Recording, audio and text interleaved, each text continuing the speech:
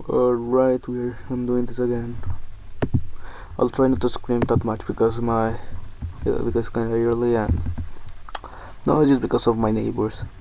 Okay, gaming starts here. Ruby wakes up.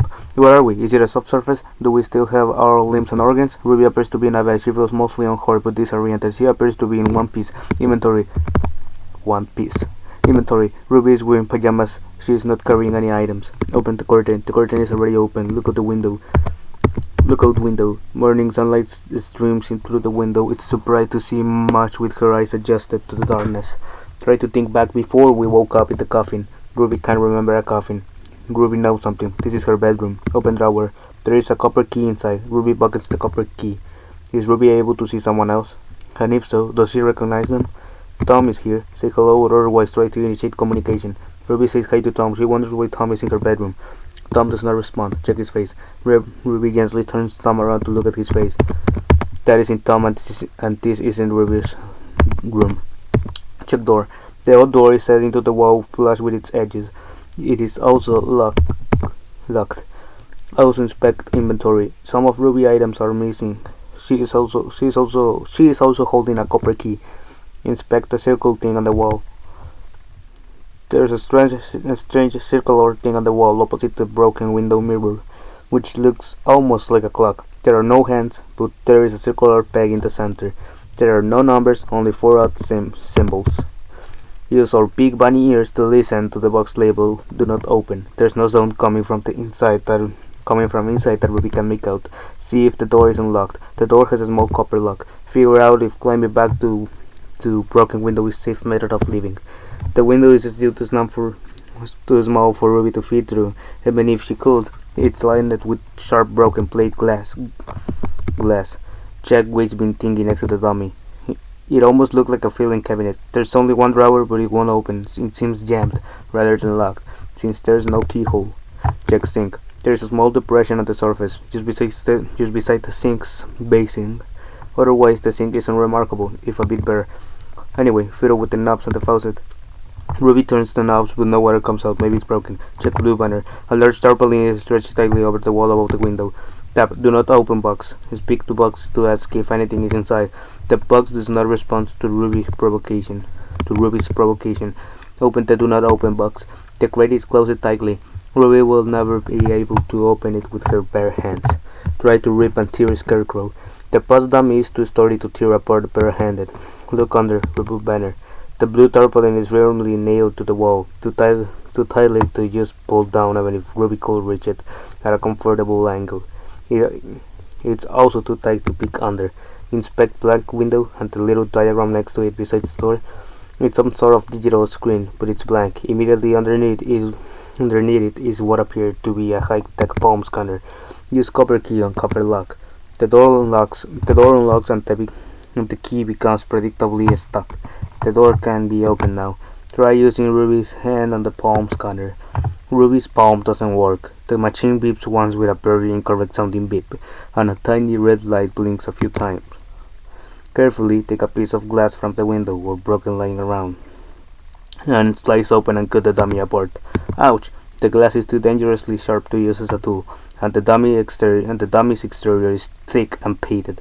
Ruby's skin gives way before the dummy, and she accidentally cut her palm with the glass. Attempt to remove the nails holding the tarp by standing on the "Do not open" box, and remove the nails with the coins. The nails aren't in all the way, so they can't be pried with the coins. But despite her strongest efforts, they still refuse to be pulled out of the wall with Ruby's bare hands. Is that a hangman's noose around the dummy's neck? It appears to be. Ruby fuses with it, but can't get it untied. Also, is the stand bolted to the ground? Yes. Open the dry drawer and had the hand in it. It's bloody, but empty. Look outside the broken window, please. It's the maintenance room that Ruby was trapped in. Fogged something in and was nearly poisoned with a flood of gas in. It looks the same as before. Go to the door! Ruby opens the door. This place looks familiar. The door seems to have been set into the wall in such a way as to appear hidden when closed. Go upstairs. Ruby is back in the room with the lockers. Look at the terminal to see if there's any information on it. Nothing new has appeared on the console. Inspect the buttons on the locker that Ruby was originally trapped in. The buttons are all unlit and grey now. Pressing them yields no result. However, there's a familiar-looking vial inside the locker labeled Suximer. Ruby pockets the arsenic antidote. Check other locker. Ruby finds a ball of string and pockets it. That is the most we can do. Back down the ladder. Also, should we inspect C-hatch first or try to pull on the ceiling lever? Ruby returns to the lower room and notices that the lever on the ceiling has descended again. Use the key and string to make a lasso. Ruby doesn't have the key. It got stuck in the lock. He threw it up in her inventory because someone was too careless to delete it from the display after it got used up. She certainly can't reach it like this, even standing on the heavy barrel. To the C-hatch room. Upon arrival, powering something important, moving, inspect the tube. Ruby enters the back room through the C-hatch. Say hello. Ruby courteously says hello and introduces herself. The man greets Ruby and introduces himself as Red. Ruby asks Red a number of questions. He responds very calmly and briefly to each one. He doesn't know how he got here.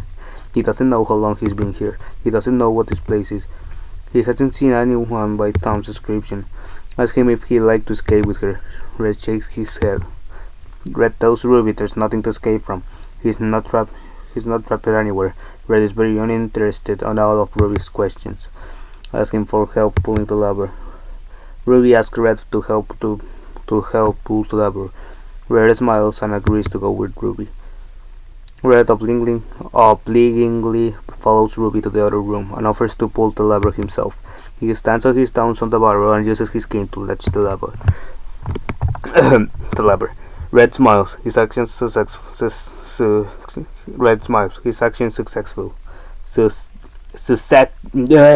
Successful. The lever again snaps back into the ceiling and a loud shifting sound comes from upstairs. We are missing the little eye disc thingy. Ruby never picked that up. Ask Red. Red says he's getting very tired of Ruby questions. Red tells Ruby that if she doesn't stop asking the questions, he might have to bite her throat out. Red smiles at Ruby's reaction. He says he's just kidding. Give him some fish as a gift for appreciation. There are no more fish. Ruby used the last one to test the sample. All that remains is the painted fish at the back wall of the aquarium tank. Ask Red. Ruby decides maybe it's best not to ask Red anything more right now. Thanks, Red, and go upstairs. Ruby returns upstairs. Enter computer room. Ruby enters the other room. The screens have changed. Perhaps restoring power brought this system back online. The eye-marked disc is on the floor where Ruby knocked it. After opening the chest earlier. Pick up monocle. There is no monocle here. Examine the screens closer. There's text on the monitors. Level 1 access card. No, I don't have to read that. Ruby pockets the wooden disc with the eye and a triangle on one end. Several small, difficult to see images appear on the secondary monitors. Ruby presses Y.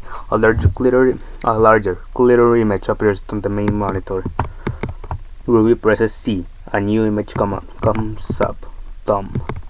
The system doesn't seem to show any more cameras. Ruby heads to the maintenance room. Red isn't in the cell room anymore. Ruby returns to the maintenance room. Yo, Tom, into the tube. There's no answer. The tube must not work that way.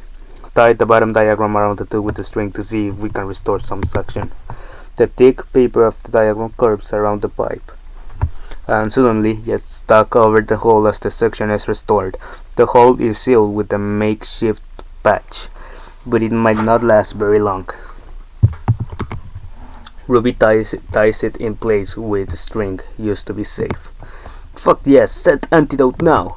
Ruby puts the arsenic antidote into the pneumatic tube, and on unclosing the door, it shoots up and out of sight. Ruby returns to the room with the monitors. Tom drinks the arsenic antidote. Examine the room, the bottom of the door, the symbol on the wall for any changes, and the thingy on the wall near the toolbox. The bottom of the door is warped and rusted, as if from water damage. Neither the symbol on the wall nor its inset cross-shaped socket have changed. The panel in the lower right features slight familiarly labeled buttons. Red appears in the doorway. Red reminds Ruby that he doesn't want her to keep asking questions. Red smiles. Say, alright, and that you'll be leaving the room now to explore. Red says he doesn't think so. Red smiles. Red says he's just kidding again. Red moves aside for Ruby and says ladies first. Red follows Ruby downstairs. Red asks Ruby if he can have the coins he's carving. Give him the coins. Ruby hands Red her 2 coins. Ruby enters the dummy room. Red follows Ruby in. Inspect the dummy. See if there is a reason it is rotating. The dummy bolted base appears to be on a swivel, so if pushed, it can rotate. Ask Red if he could please remove the tarp. Ruby requests Red's help taking the tarp down. Red smiles and decides to oblique. Red snags the tarp with his cane and prepares to hop to the ground in order to tear the whole thing down. Red jumps, tearing the nails from the walls and ripping the fabric into useless pieces. The tarp comes down. Red begins to laugh. Ruby stares at the horrible sight before her. Red's laughter echoes through the small room. Red stops laughing. Chop that bitch in half! Ruby is not going to attack another innocent survivor. Besides, Red's been helpful so far. Is there a fish on the wall? A drawing of one, yes. Is that a mask on the head? No. There are grisly surgical scars all across the corpse's face and exposed flesh. Red says he is bored. Red leaves the room. Examine writing around corpse. Ruby can't make out any of the scrawled red writing by the body, or any of the strange diagrams marked around it. Alright, I'm gonna read fast now. Get the cross thingy from the corpse. Ruby grabs the cross back. The body on the wall grabs Ruby's arm. Ruby is somewhere. Tom is here. Say hello. Ruby says hello. Tom says hello back. Tom says his eye hurts. Red is here. Red is holding a wooden disc. Asks Red to help with examining Tom. Tom says he's very, very tired of you asking. Red goods with the wooden disc. Red is 2 coins. Fish tank. Gas is seeping into the room. Bile, huh? Tom. Ruby tries rubber gloves access, huh? Doorway button. Wake up! This isn't real! Ruby is in the dummy room. Ruby inventory feels lighter. Use eye disc on wall circle. Ruby doesn't have the eye disc. Ruby picks the cross peg from where she was just standing. Ruby exits the dummy room. Tom is here. Okay, that wasn't so long. Yeah. Maybe tomorrow I can do part 4. I don't know. If you hear me kinda slow or something, I'm not feeling bad. It's just that it's cold in here. Yeah, very, very cold. Well, yeah, that's it.